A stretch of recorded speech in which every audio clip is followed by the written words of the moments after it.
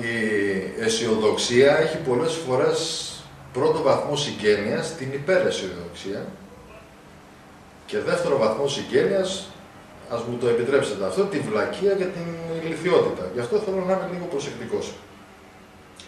Εγώ θεωρώ ότι οι περισσότεροι άνθρωποι έχουν μπερδέψει τη λέξη πρόοδο με τη λέξη εξέλιξη.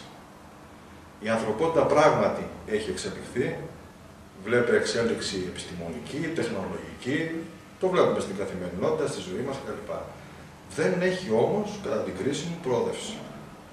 Εξακολουθούν να υπάρχουν ανισότητες, αδικίες, πόλεμοι, όπως και εξακολουθούν να πεθαίνουν άνθρωποι στον αιώνα μας από την πείνα.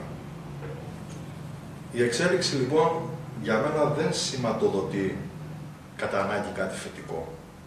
Και μπορούμε να πούμε και ένα παράδειγμα άκομψο βέβαια, πολλές φορές λέμε ότι η αρρώστια εξελίσσεται, ο καρκίνος εξελίσσεται. Ενώ η πρόοδος σηματοδοτεί κάτι θετικό, κάτι ανώτερο, κάτι πιο ποιοτικό. Η γνώμη μου λοιπόν είναι ότι η ανθρωπότητα δεν έχει προοδεύσει, εξακολουθεί να κινείται και να φέρεται μέσα από το πρίσμα των 5 αισθήσεων. Εξακολουθεί να διακατέχεται από πάθη και από μίση και αδυναμίες.